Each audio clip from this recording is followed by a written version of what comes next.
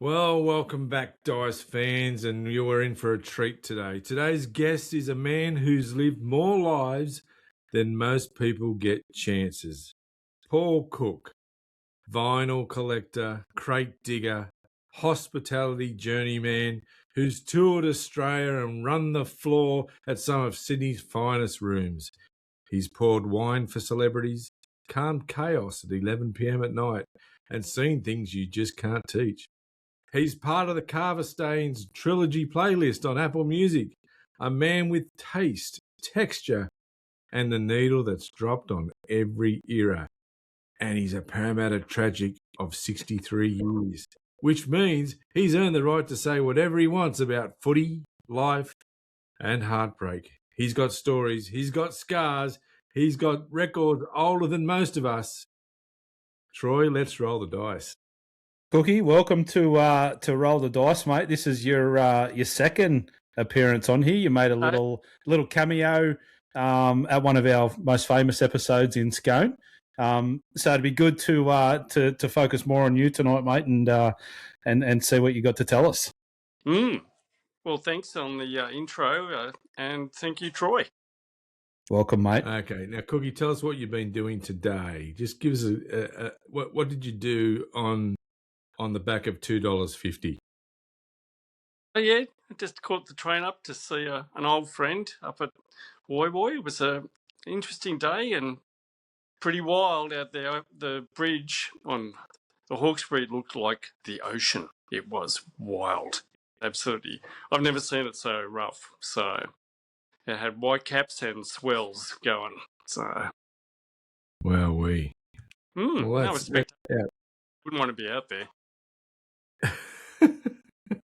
Well, yeah, no, you wouldn't. So that's fantastic, mate. Now we're going to roll the dice for you today, and some of these things. One of the things that I got to remember is actually giving our sponsors a proper plug, and so we mightn't start with our regular sponsors today because I can't remember what the plug is, but we will start. That'll be question 2. Oh Jesus! All right, I'm gonna officially roll the dice today. I'm getting out. Not that we don't officially roll the dice, but I'm actually going to get the dice to roll. But can we get it? We need to get it. Get it on the screen, mate. I want to see it. The mythical dice. Yeah, I want to see it. There it is. No, it blends in with your background. Oh, number 2. All right, here we go. Are you ready, Cookie? This is. I've got a couple of questions to ask you, mate. So, you've toured Australia in hospitality. What's the moment on the road that still feels like a movie scene to you? These are deep, mate. These are very deep. I got a feeling that it might be a place out the back of Mission Beach where, we got to know the locals reasonably well, and there were some places there that were just... There was a freshwater swimming hole with crocodile's nest or something it was called, but we called it something else. That was just like a dream. And this guy had a beach, literally a tree house on the beach looking at Dunk Island. And like, we didn't know anything about it until we left like 2 weeks later. But when I looked at it, I went, oh my God, like what sort of existence is going on here? This guy lived in a tree on a beach looking at Dunk Island. It was amazing. It was a bit like, is this real or is it like a movie? So yeah, what got you to Mission Beach, mate? Well, we had left the Whitsundays and we'd sort of done a couple of weeks through, Gladstone and Rocky, and we just wanted to, and we went through Townsville. And Mission Beach is about halfway between Townsville and Cairns. And we, heard that it was a beautiful place from people that had visited there previously. I think McGrath had been there and recommended it. And when we got there, it was just amazing. Like it was the rainforest meets the reef. Cassowaries walking around, it was just incredible. It was still a bit underdeveloped, but there was like mango farms and not much else. But walked into the pub and we knew my brother-in-law's family had a connection up there, and I sort of casually asked the barmaid on the first day we were in Mission Beach, do you know a guy named Dave Seal? And she went, oh yeah, he's over there. So we just were instant locals because Dave had been up there for a couple of years and he was a character, shall we say. So, and yeah, but it was good. It was a great place, great times, great memories. It was all a bit, by accident, but by chance. But that's what made it exciting and memorable. So we're going back to around, 1989, 1990, Mr. Cook? Is that what we're talking? About 90, we worked for about 5 months on Hamilton Island, and then the pilot strike happened. So if you can remember when the pilot strike was, and the whole island shut down. So we moved on from there. So yeah, so that would have been about 1990. Yeah. So you did tour. You did tour Australia. Like you became a real knockabout barman, maitre d' and such. What sort of jobs did you do? And knockabout barman? What the hell is that? What? Did I insult you? I sort of stumbled into hospitality, and I just enjoyed it, and I had a really good first boss, and that sort of instilled a good sense of professionalism and what is good for guests and customers, and that was it. I was away, travelled, got experience, and never left the industry.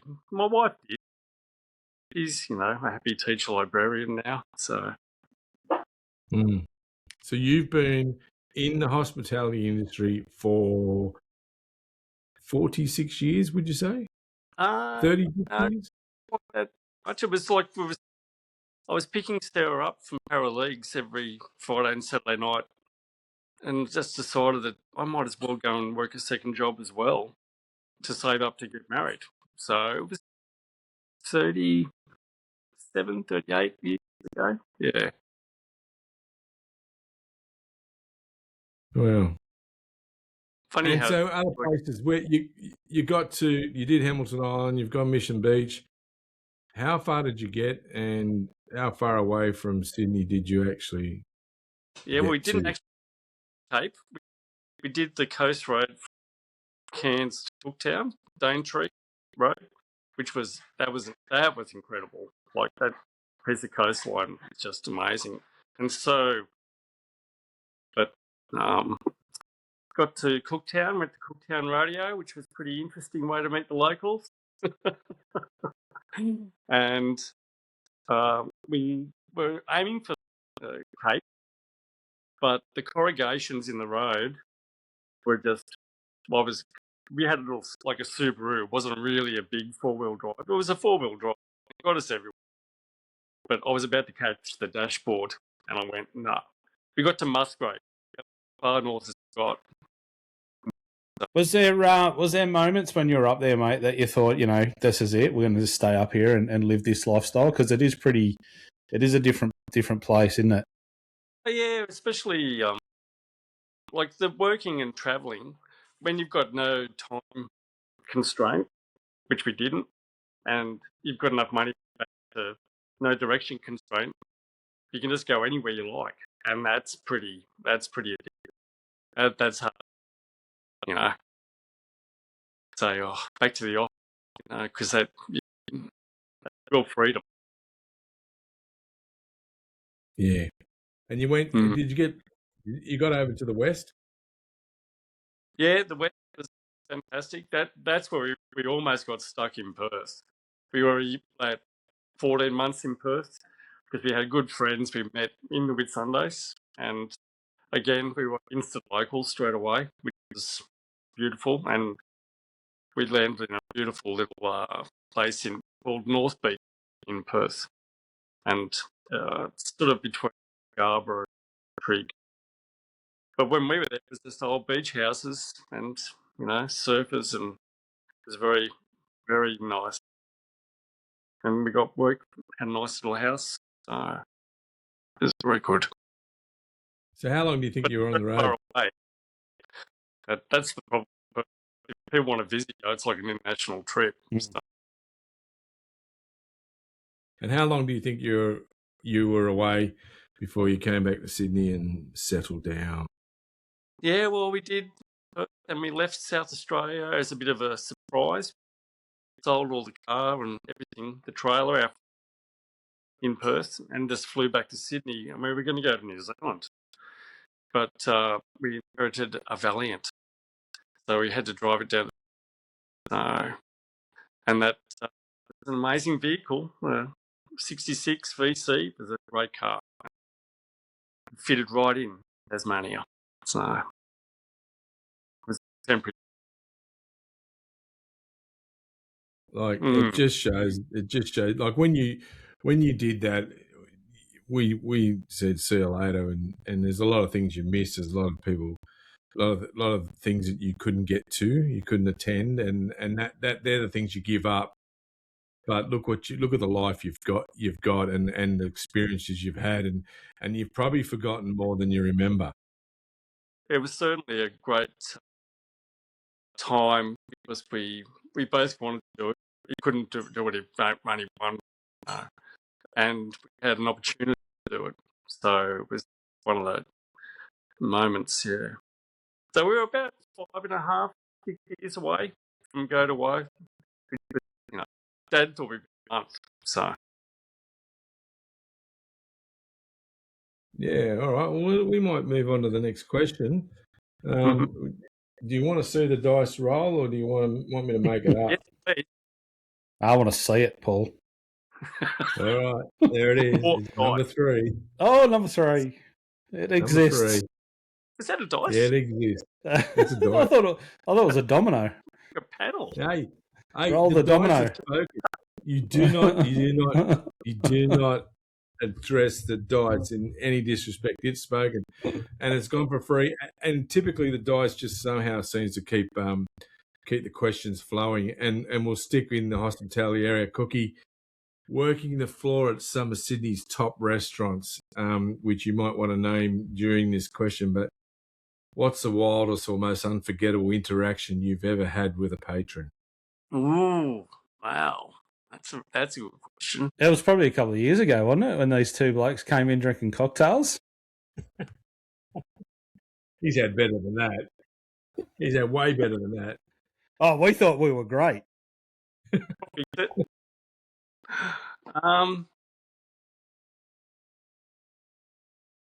Well, where have you worked, Cookie? Which restaurants have you worked? In Sydney. Employee at the Perth Casino, and I really didn't hold back that well. So at the end of that night, I don't know. From my side, but I'm working. I don't know. Well, are you willing to drop any names of some pretty? Oh yeah, look, I've served celebrities, very famous, celebs.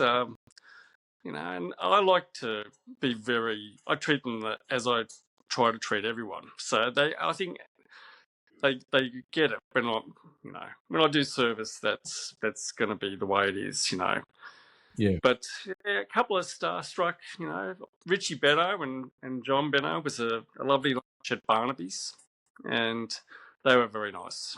So, and I was suitably starstruck, but no autographs or photos or selfies in those days. So I wish I'd had hit him up for an autograph actually. And Tony Curtis at the A&A Hotel. Wow. That was pretty cool because like everyone in the whole place went, oh, that's Tony Curtis. So, Yeah. and he was with a young lady. So this would have been like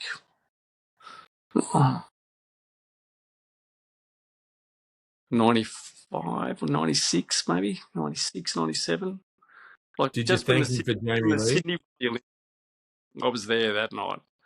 But yeah, but Tony Curtis, he was really cool. He had Diet Coke in a wine glass, and my man, yeah, that's me at the moment. Do you wonder why Diet Coke in a wine glass? I'm like, no. Why is that, sir? And he went, it makes people think I'm drinking. I went, okay, that's interesting reasoning there, Mr. Curtis. But he was pretty cool. That was nice. Yeah, I think Chappelli was, as he is, a bit okay, but a bit grumpy and aloof. Yeah, not too bad. And John Eels was absolutely wonderful, like just a wonderful guy, and yeah, that was really a surprise to look after him, and yeah, suitably impressed. Yeah, I suppose it's yeah, everyone's. When you're going out to lunch and dinner, you just want to, relax and enjoy, and not have to deal with, too much service or not enough service. You just want enough. The middle ground, the Goldilocks zone, is what you're after. So, yeah. Isn't it funny when you see someone that is in sport or television world or anything like that, and you look at them and you think you know them, and you don't quite recognise them, and you have another look, and you're not sure if you're supposed to say g'day because you know them from somewhere, but in fact, all of a sudden you just realise, oh, yeah, okay, I don't even know people's names, but it's a funny feeling, isn't it? You must have a few of those over time. Oh yeah, and especially with, like I'm really good with faces, but I'm not that great with names. Yeah, so that's the one. It's a. Yeah. So I remember people from certain sort of like the wine they pick or where they want to sit and stuff like that. So okay, yeah. Did you ever have anyone that was like you just were serving them and someone else come up to you and go, "Hey, Cookie, do you know who that is?" Like, and you just got no idea. Yeah, it was a guy out of what's the name of the band? That's the one. He still doesn't know who it is. You got it. We need That's exactly who it was. Bliss and Esso. Yeah, Jono. So. Wow. Yeah, and it ended up he was a friend of a bloke that I was working with at the time, and James actually engineered their first album, I think, because he's a sound guy. So, but I sort of was just chatting away, and at the end of the night, James going, "Do you know who that was?" No. Anyway, so that wasn't that long ago, actually, a couple of years ago. Yeah. So you're at Garfish now. Am I allowed to say it? Too bad. You're at Garfish in Crow's Nest, which I rate as one. It's probably to me is probably one of the most underrated restaurants in Sydney, and I think people should do themselves a favour and get over there because the stuff cauliflower leaf is just one of the most amazing things. Why aren't they sponsoring us, Paul? Like we can sponsor and we do a show out of there, mate. Like, oh, that's a good idea. Yeah. Can you arrange that, Cookie? Well, sure. You can put your application in. Totally accepted. Yeah. All right. You've dropped a few of the places you've been to, and we might get a few more out of you. But let's just move on. I think. Troy, we'll probably leave the sponsors to the end of the show today because I've just rolled straight into it, haven't I? Yeah, well, mate. I think they've all left us now anyway. So. Yeah, we're up to. I'm lost here. Up to 5. Here's a 5 for you. There's a 5. Number 5. So Cookie.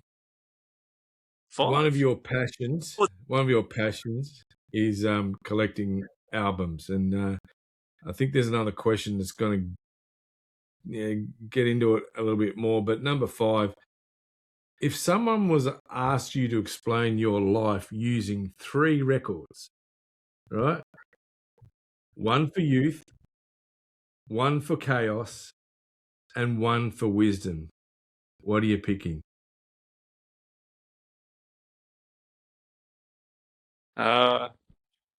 Okay. Let's go over here. See what we can find. There it is. We're going to go on. We're going to go on. We're not going to talk about it. This is youth. We're going to show it. Youth. The Explain soundtrack it, mate. of Hair, the original. Yes. Oh, well, an album. Yes, we went and saw the show a couple of weeks ago, so it's been on high rotation, and it was, it'll be awesome. Yeah. But it's did they at the end of Act 1? Were they all naked, and you felt you questioned yourself, your manhood? Yeah. What was all that about?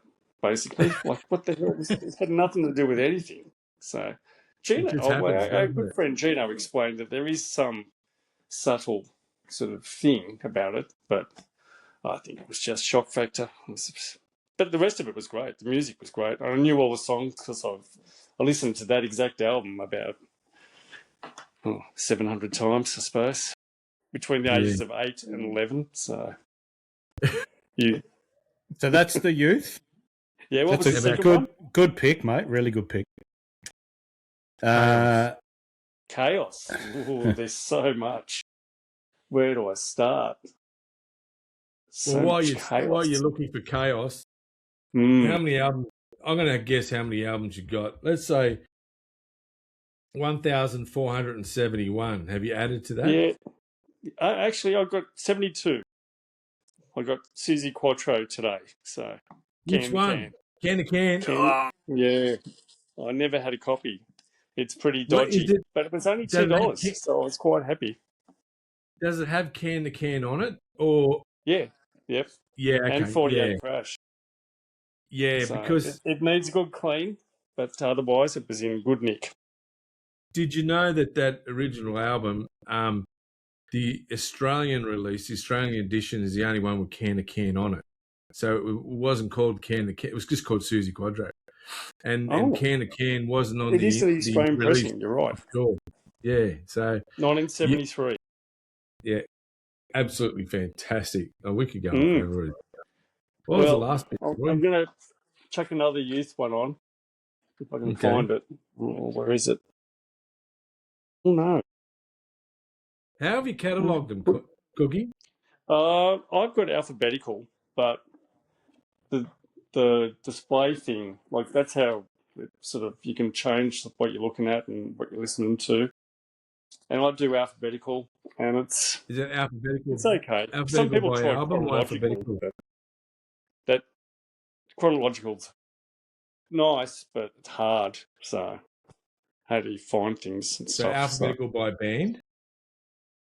Yeah, or closest surname to, So yeah, okay. Yeah. And we've got a little singles section down here in the middle. Oh, the chaos. Oh, actually, that's chaos. The singles are chaos. If you can see them. Because up until about 2 years ago, singles were still affordable. So you could still find decent, vintage singles and not pay over the top. Anything that's semi-decent is no good, top dollar now.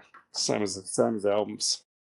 What's your go-to at the moment, mate? When you're pulling an album out, you're sitting down having a glass of red. What's your what are you pulling out at the moment? Well, I did listen to Susie Quattro today just to hear if it could play, and I did listen to a tape. Here we go. Concrete Blonde. It's like a Barley tape. $2. But that rocks. That's got God as a Bullet. That's a really good album. So let's get into it, Cookie. How do you find these vinyls, mate? How you been doing? What you got to be digging through crates and all sorts of stuff. What happens? Oh, well, yeah, especially initially, because my brother-in-law's a great vinyl collector. Like, he's got twice as many records as I have. But, yeah, when I first started having a look and going to a few shows with him, it was definitely, a bit of an eye-opener and a bit of a subculture. And, yeah, and they were still affordable bins and stuff. But anything that's like a proper record show now, it's expensive stuff. You can get one-offs and stuff, but yeah. So for you, is it the hunt at like the secondhand shops and garage sales? Because we know you can go into stores now and you can buy albums, right? So you can go to JB Hi-Fi, you can go, but it's not the same, is it? It's not the same. No, it sort of depends. Like, I'm definitely an archivist. Like, some vinyl collectors are audiophiles and they just want perfect quality everything, whereas I'm, Frank Hyde was a pretty good find last week. That very good. But so yeah, anything that's a bit quirky or of its time, and it sort of transfers to old books and stuff as well. So I think we're lucky. I think we're lucky to grow up with albums and the crackle of the needle, and it's like you said, everyone just wants that clarity these days. But sitting down listening to an old record is it's nothing like it. Well, it's certainly it's got that Susie Quattro obviously had been played quite a lot. Been to a couple of really good parties, I'd say. Mm-hmm. So, but it's still played, and I think that's the other advantage. I think with longevity of the vinyl, that it survives if you can store it reasonably and have it not clean. It'll play. Whereas CD, eventually, the bite's gonna, or the reflection, or a scratch, and tapes are interesting. They're quite durable, but they can't be temperature affected. So, yeah. Mm. You know what I used to do? I was a big vinyl collector up until CDs came out, and I just went with CDs. But I'd get the album, tape it straight away, put it on tape straight away, and then put it away. So I would suggest 90% of my 300-400 LPs are in mint condition. They've been played once. Yeah, that's a great idea. It's a great way to do it. There was a guy I went to uni with that used to do that. It was like early 80s. So the only problem is I've got like some of my favourite music and bands were sort of late 80s, early 90s, when they weren't really pressing that much vinyl. Everything was CDs or tapes. So, it's bands like the Clouds and stuff. The early albums, there's no vinyls, there's repressings, but they're just remasters. So, funny how that sort of happened for that little period there. Yeah, and what about the re-releases now, where bands, they only had one or two albums, and you can't find an album now, but you could find a re-release maybe on a CD. But even now with streaming, you can get collections of maybe 3 or 4 albums on the one playlist, if you like. So because you just can't find vinyl, but it's just so good. I know you're not quite there with the streaming platforms, Cookie, but it's just so good to be able to go back and find albums that are not there, but you're doing it completely different. You're finding them in places, and it's a crazy world you're involved in. Well, I suppose it is. It's just a different way of accumulating the media, I suppose, because your way is like through the search engine, and my way is just random.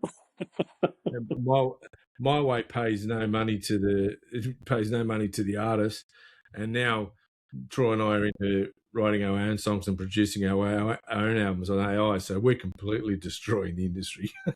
Yeah, well, I haven't released anything yet, mate. It's going to blow up when I do.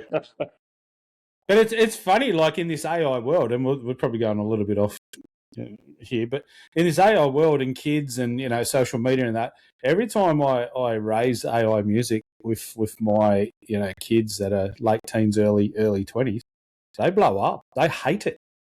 They absolutely hate, and I think that's awesome, to be honest, because AI is doing everything these days, and for kids to sort of think like that and have a bit of pushback and go, hang on, no, I like that. I did hear a month ago that the number 4 song on the charts was actually AI music, but That's like right. no one sort of noticed it. And was Yeah. I think in this day and age now, no one can say they don't use some form of AI to put something together. Like you hear it, you can tell, you can pick it straight away. We use it a lot, Paul and I. Oh, I think you can, mate. Well, I know one tune you can't pick. What's that? What's that? The theme song to this podcast.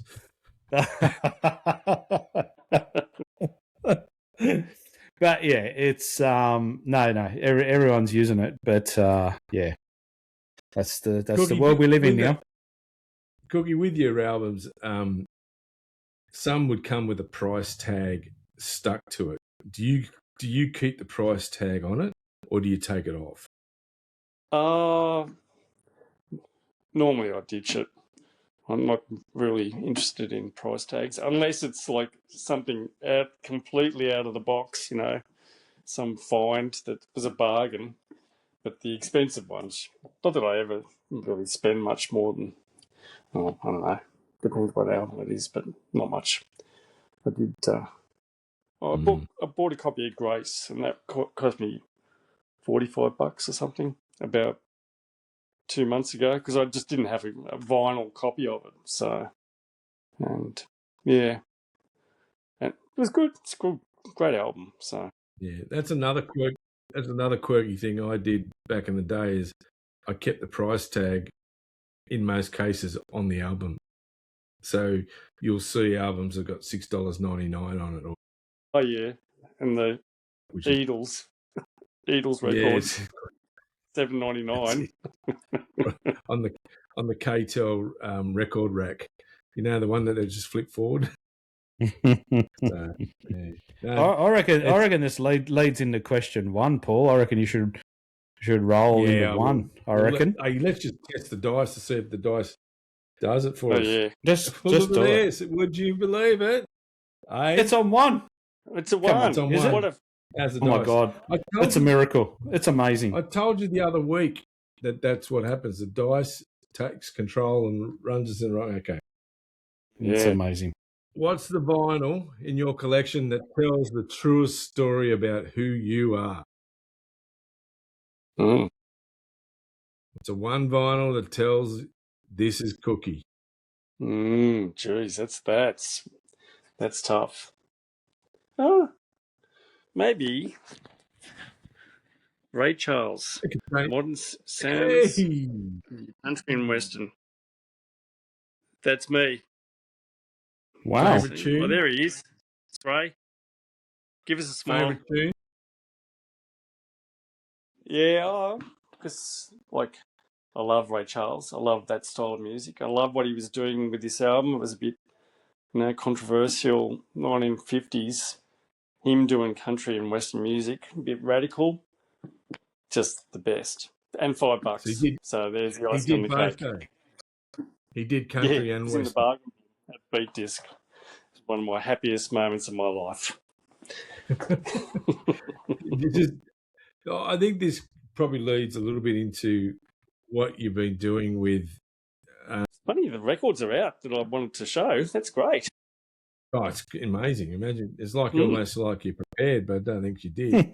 Because there's no research on this show. Yeah. Men of Albums, Cookie. Talk to us about Men of Albums. Well, yes, that's, as you know, we know it's been a labour of love for a long time now, where we've done a week like a book club, album club style, and yeah, it's certainly been an enjoyable process from my angle, and it's nice to keep, a nice way to talk to people once a week if I haven't had a chance in a couple of weeks, and chew the fat, as they say, or roll the dice.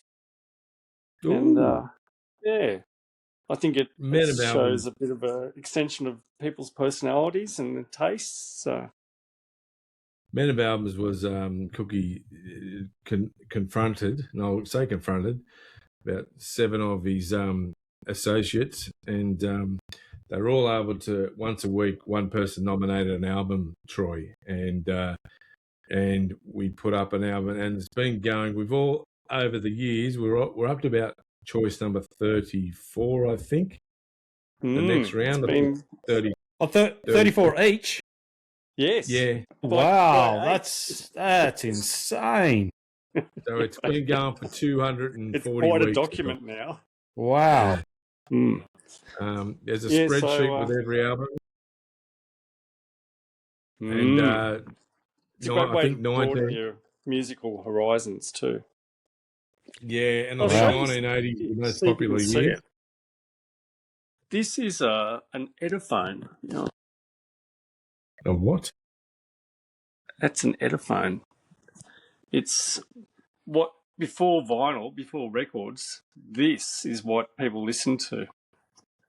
It's like a disc drum thing that you put this thing onto it, and that's the needle, drops down, Edophone. Wow. Yeah, I know. It's pretty cool. It's not operational, sadly, but very, very. So, for a collector of musical stuff, I was very happy to find that. Yeah, we could go on forever, and that's what I thought. This is a little bit of a taste, but I think we may have to one day actually do a podcast and just pull them all out. Just pull them all out and just leave them on the lounge room floor. How's that sound? Sort through this lot. An 8-hour podcast. Troy, you're up, mate. Number 4. Number 4. Rightio. We're moving away from music now, mate. We're heading back into sport. That's what this show's all about. We're going all over the place. So, mate, Parramatta, and I know a few of you people. Parramatta, 63 years. What's the single moment that sums up the entire emotional roller coaster of being an Eels tragic? Now, I know there's not just one, mate. There's probably multiple. It's a lifestyle. I prefer a pool bar. Yeah. Well, yeah. I've got fond memories of the early. I went to the 76 grand final, which, we tragically lost on scrum penalties. 2 tries to 1, we score, but yeah, that was another time, and they could have won that game. I went to the Tide 77 game, grand final against St George, which was still probably my favourite rugby league game to attend. I didn't go to the replay. That's not as much fun. Rocket destroyed him. There were the happy days. Watching us win the first one.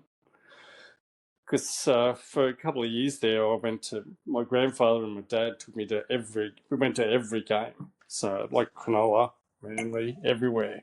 So, and I collected all the big leagues, and then Mum threw them out about 10 years later. I know, I wasn't happy. But like the old Cumberland Oval and those couple of seasons there, it was a magic time. So I was really upset that, that we win the premiership, they burn the bloody stadium down. We never got to take the premiership home. Go to Belmore was so annoying. So anyway, but at least we won, and I actually watched it with my grandfather, the 81 grand final in Blacktown Hospital, and he passed about 2 weeks later. But we got to watch a win together. It was a special game there too. What do you think of the... Sorry, Paul, you go, mate. No, you go. I was going to just talk about the modern Parramatta and the modern game, mate. What are your thoughts? Look, where are they at? Like, Riles comes as the defence coach from Storm, so great. We're going to get a defence, minded. We're going to get that situation sorted out, and I think it's unlucky with injuries and recruitment strategies, but what are your thoughts on what they've done? What they've done, and they've done it again, right? So they've signed the kid from Melbourne for 1 year, and then he's off to the Broncos. Mate, they've done exactly the same thing with Luai. What's thinking? Like, how? Most clubs are trying to build. We want instant success these days, but you still got to build that team, that culture, and having these guys, especially in a very important position like halfback or 5'8", 2 years in a row, you're just going to just have a bloke come in for one season. How does that help the club? Yeah, to me, it's a bit of a throw at the stumps. Like we'll have 1 year. I think Luai's probably got a bit more potential with seniority and helping out Moses. But he's not going to win your comp, is he? One player's not going to win the comp. No. And Volkman's been playing great, and he's going. So, I don't understand. So, if I can put my 2 bobs worth in it, I'm not quite sure he's the guy, but if you've got an opportunity to bring someone to your club at least for a year to show the team how to win, I think that's a good thing. The question is whether Luai is that guy. They have played at Origin together, so they're going to have some chemistry already. Like, they'll know each other's game, so that's a good start as well. Mate, you can say Chris Mortimer to Penrith. You can say Bob McCarthy to Canterbury. You can say there's been plenty of instances where players have gone to 1, maybe 2 years, and they weren't there to win the premiership in that year. They were there to show the young blokes how to win, and a few years later they come out and win the competition. So my team did it. Absolutely, my team did it with Stewart and Clyde. All right, when they came to the Bulldogs for a couple of years. But I think it's a different game now. Like, it's not the same as back then. Luai's coming out of a system for the last 2 years that's a bad system. It's not a winning culture where he is anymore. I think if that was my club now doing that, I wouldn't be that impressed with it. I'd rather I sort of think persevere and build. I've missed Hopgood a lot. Like, he was sort of running the show, and like I was and ahhing with De Silva and because Wiley Smith looked really good on the weekend, but and in so many ways that South game is a microcosm of our mindset. 28-0 and lose 28-24. Just what the hell's going on? So anyway, the sin bin was a bit borderline, but you've got to play by the rules, I suppose. But you got but next year you got to battle the Vegas, mate, because most teams go to Vegas and they have a busted year the next that season. And look at Canberra, the Dogs have struggled. The Knights are going all right, but so Parramatta's going to be in Vegas with the Tigers. That's going to be interesting. How? Guaranteed what could possibly go wrong? Guaranteed Luai will be best on ground in Vegas. So. Best off ground. That if Brisbane keep losing and St George keep winning, Brisbane's going to get the wooden spoon. Go from premiers to wooden spoon. That's insane, and it could happen. It could happen. I've got a lovely symmetry with that. Let's go, Mm. boys. So, anyway, Yeah. Well, South did it in '89 when they were minor premiers, and then they Wooden 1990 spoon the they next year. wouldn't fairness, yeah. Mm. So it's the closest Cookie, I can remember. Parramatta 70s or Parramatta 80s, mate? For me, my best memories are 70s. That was a great time. Like real juniors, Cumberland Oval. That was the source. Like, don't get me wrong, I loved winning premierships, and we had a great junior team and one of the best backlines ever in the 80s. So, yeah, you just got to enjoy. And people think, oh, we had a big junior league; it'll just keep happening. It hasn't happened. So no. And in all honesty, you probably blew. You blew 2001. 2001. 2001, and then Newcastle, they got beat, and they got beaten by Melbourne in 2009. Yeah, who were cheating the salary cap. So the premiership. Yeah, so you've had a couple of years there where you're a bit unlucky as well. Well, and County Mayo made me feel better. Like, look how good it feels after 75 years. Let's have another pint with County Mayo. But they'd lost the grand final 11 times or something in that period, so they were a bit, on a roll. They were cursed. Apparently, they were cursed. Yeah. Well, look, mate, I agree. Being in the Parramatta area, it was just an interesting time, that 76 grand final. But I still got to say that the 75 season, where they made the semi-final and it was a three-way playoff. Do you remember that? That was one of the greatest. They'll never do that again. No, they won. Tuesday game, two the Thursday playoffs. game, and the Saturday game. Yeah, crazy world, and it was all because of Mick Lubinskas coming on, and this is even from a West supporter. Mick Lubinskas came on as a legal replacement against Canterbury, and a draw became a loss to West, and West had they to knew go that into the point, playoff, and there wouldn't have been. They would have got fifth place, like it was just. And then the draw came out, and Parramatta went bang bang. See you later. So yeah, that was an amazing. Like, just think of it. Oh yeah, okay, we've got this great idea. We'll play 2 playoff games during the week, and you can still play on Saturday. So, yeah. Hey, but Parramatta still had the bars and the white shorts in that season. So that was my favourite jersey. It still is, mate. It's my favourite. I've got one. So, really? Wow. Yes. I wouldn't have lost money on that. Bring out your Parra jersey, Crossy. I'll wear it the next podcast. There you go. Hey, the next one's could be live, I think. Is that right? Where are we? What's the time? What date are we? Is it next week? I'm in Sydney. No, I think it's the week after. It's the week after. Oh, God. I might be there next week. I don't know what's going on. Yeah, it is. It's next week. It's next Thursday. No, is it? Yes, it is. It is. We'll get one in before. We'll get one in before that. So we'll get one in before? Yeah. Wow. Yeah. Okay. Trust me. Yeah. Exciting. Yeah. Not trying to get rid of Cookie, but no, we'll get one. Are we up to number 6? It's not working.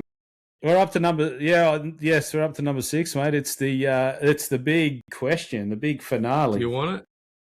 No, it's all yours, mate. You're the number. Before we do number 6, we got to thank our sponsors. And, yes. Our first sponsor is the Feel Good Collective.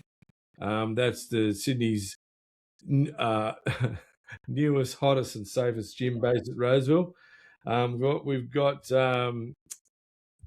Glenworm Waste Equipment, and Rick was on last week, and that was a hell of a podcast last week with Rick. An amazing insight to the waste industry and also China, which is if you want to know about China, Rick's got some great stories about that.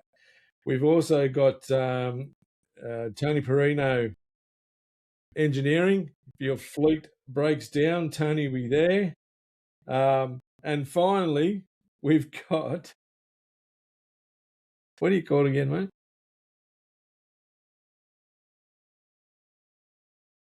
Troy Intel. That's it. Track Intel. Track Intel. Mate, there is so much going on with Track Intel at the moment. It is insane. The data.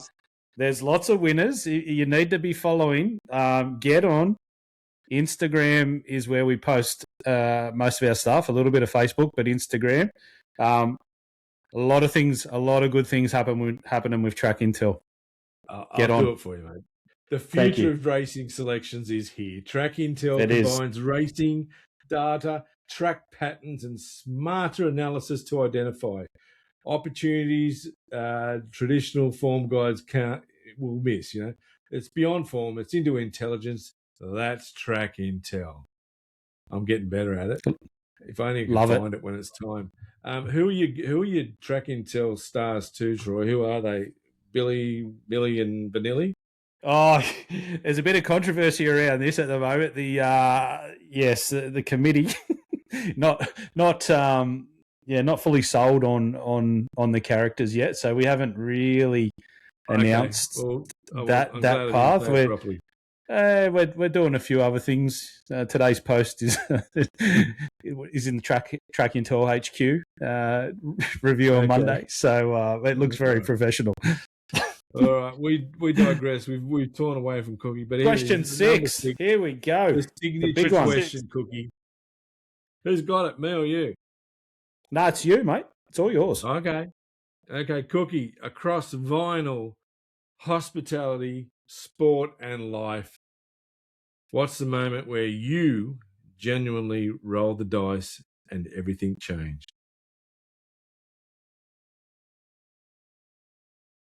When I went to Parramatta Union Club and met my darling wife. Oh, great answer, mate. Excellent, mate. Now, can you just look great answer? You might want to get yourself in the picture and do it out again.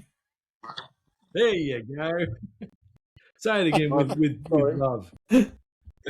Say it with love. Oh no, it was just one of those nights. Yes. Funny enough, I went to Parramatta Union Club and I never met a Sarah, so you did well there, mate. You've done an outstanding job being able to it's sadly not there anymore. Maintain and contain. What a place. Oh, yeah, knocked down, see you later, never to return. Yeah, sad. That and Parramatta Golf Course. What a shame. Yeah. It turned into a swimming pool. Well, it was a nice little 9-hole at Parramatta. Used to play quite a bit, and didn't we? What? I hope what the same thing that's happening to Parramatta isn't happening to Moore Park, but that's another question, I suppose. How many swimming pools can they build at Moore Park? That's a big course. Oh, yeah. Anyway, Cookie. That was a wonderful answer to the last question. Absolutely. And I knew it was the right answer, the correct answer, and with no right or wrong answers, but that was. I'd like to thank Mike McGrillen for his support in this area, because he said, you got to get to the Union Club on Friday. There's heaps of girls, and so I went, okay, I'm there. But he didn't mention about all the underage girls, though, did he? What's going on there? Oh, no. We were in a licensed premises. There wouldn't never have been any underage people there. Everyone was over at 18, especially me for 2 years. We all love Rugby Union. Best club in the world. Cookie, thanks, mate. Well, thank you, gentlemen. It was fun. It's been an interesting one. We'll look. It was as loose as we expected it to be, and considering there's no research on, if I put Paul Cook into, I've just tripped over myself. If I put Paul Cook into AI or into any Google search, Sex Pistols comes out. You know where. So that means you've been able to stay under the radar all digitally.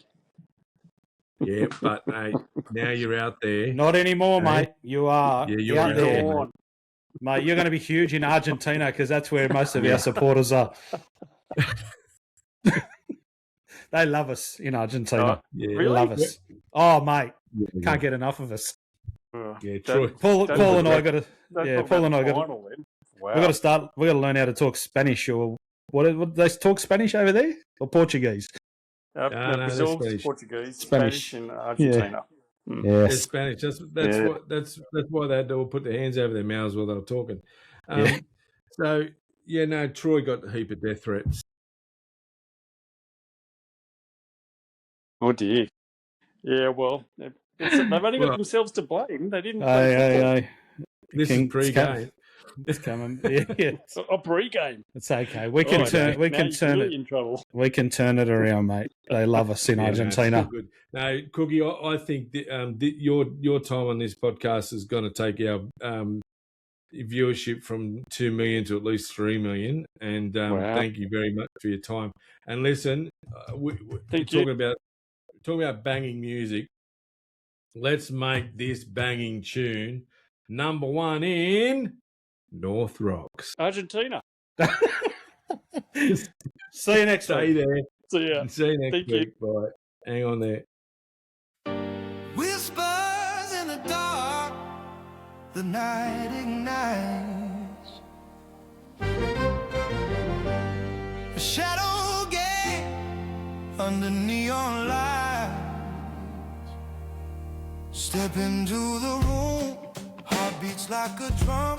Fate's on the edge, nowhere to run. Eyes meet the stage, tensions in the air. Every move's a gamble, do you dare? Feel the rush, the thrill inside.